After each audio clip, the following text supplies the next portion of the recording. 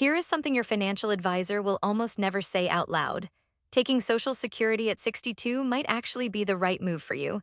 Not because you gave up, not because you panicked, but because the math, your health, your household, and your real life might make it the smartest decision you could make. 2 out of 3 Americans claim Social Security before full retirement age.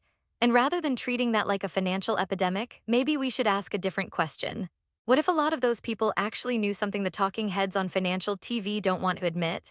I've spent years digging into retirement strategy, tax optimization, and the kind of planning most people don't hear about until it's too late.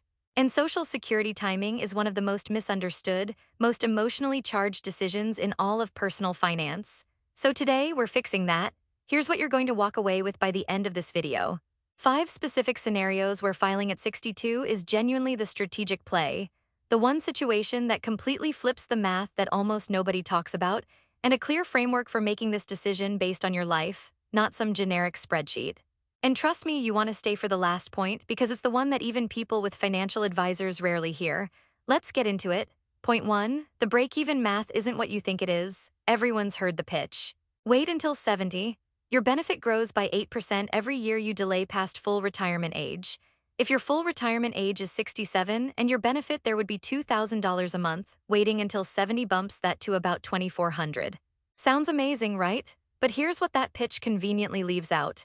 If you claim at 62 versus waiting until 70, you don't actually break even until somewhere around age 80 to 81. Think about that. You'd need to live past 80 just to come out ahead by waiting. The Social Security Administration actually designed the system so that people who live to average life expectancy receive roughly the same total lifetime benefit regardless of when they claim. The timing changes the monthly amount, not the total if you live to average. So the entire always wait argument rests on the assumption that you'll live well past 80 in good health. And for a lot of people, that assumption is shakier than their advisor wants to admit. Actionable takeaway: log into your Social Security account right now at SSA. Gov and look at your estimated benefit at 62, 67, and 70, actual dollar amounts. Write them down, that's your starting point. Now here's where it gets more interesting because the break-even calculation is just the entry level of this conversation. Let's talk about households. Point 2, if you're married, you might be optimizing the wrong number entirely. Here's a scenario most people miss completely. You're 62 with a solid work history. Your spouse has minimal work credits, meaning they can't really generate a meaningful benefit on their own record. Your spouse can collect up to 50% of your full retirement benefit as a spousal benefit, but only after you file. So every month you delay claiming, you're not just delaying your own check. You're delaying your spouse's income too. If you wait 8 years to file at 70 and maximize your monthly amount, that's 8 years of zero spousal benefit income for your household. Yes, your individual check is bigger at 70. But when you calculate total household dollars received over time, filing earlier sometimes wins by a wide margin, especially when there's a big earnings gap between spouses. Your takeaway here: run the numbers on household total benefit, not just your personal benefit. They can tell very different stories. And speaking of running the right numbers, point 3, your health history is a financial data point.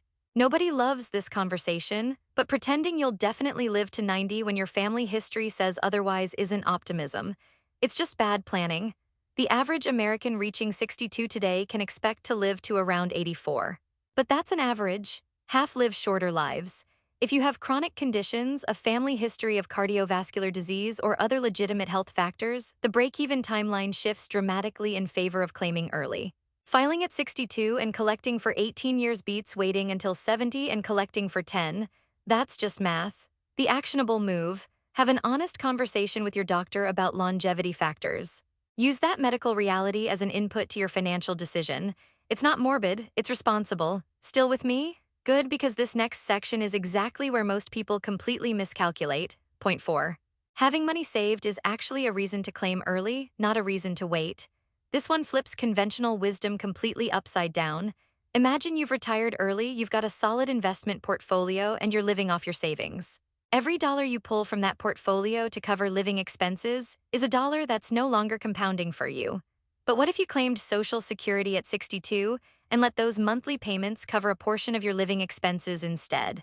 That means fewer portfolio withdrawals, more time for your investments to grow, and reduced exposure to what financial planners call sequence of returns risk. which is the very real danger that a bad market downturn early in retirement permanently damages your nest egg if you're withdrawing heavily from it. For some people with real assets, claiming Social Security early and letting their portfolio ride outperforms the strategy of waiting. Your takeaway: if you've genuinely stopped working and have substantial investments, model both scenarios with your actual numbers before assuming waiting is smarter. Point 5. A pension or annuity changes everything about this decision. Let's say you're 62, you've stopped working, and you have a pension that kicks in at 65, or a deferred annuity that starts paying at 67. Your income picture from your mid to late 60s onward is already handled. You don't need to maximize Social Security because you've already built your income floor another way. In that case, claiming Social Security at 62 fills the income gap between now and when your other guaranteed income starts. Once the pension kicks in, Social Security becomes supplemental money on top of an already solid base. That's a completely different calculation than someone who's relying on Social Security as their primary retirement income. Takeaway: always map out every income stream you'll have in retirement before deciding when to claim. Now, here's the moment you stayed for. The one insight that even people who have done all the research often overlook. When your spouse has a higher benefit and a shorter life expectancy, there's a powerful two-record strategy available to you. Here's how it works. If your spouse earns significantly more than you over their career, their benefit is bigger. If health concerns suggest your spouse may not have a long life expectancy, you can file for your own smaller benefit early at 62, collecting real income while you're both alive. When your spouse eventually passes, you switch to the survivor benefit, which is based on what your spouse was receiving. Suddenly, you're collecting a much larger monthly check for the rest of your life. You essentially pulled income from two separate benefit records across your lifetime instead of just optimizing one. This requires honest health conversations, a clear picture of both earning records and real coordination. But for the right couple, this strategy can mean tens of thousands of dollars more over a lifetime. No spreadsheet with one line for your benefit ever shows you this. This is the kind of thing you hire a fee-only financial planner specifically to map out. Here's what you should do right now. 1. Check your Social Security estimates online for all three claiming ages. 2. Factor in your actual health and family history honestly. 3. If you're married, model household total income, not individual benefit. 4. Map out every other income stream you'll have in retirement. 5. If this feels overwhelming, spend a few $100s on a session with a fee-only planner who specializes in Social Security. It can be worth tens of thousands in the right decision. The bottom line is this: Social Security timing is personal, not universal. Claiming at 62 is not a mistake by default.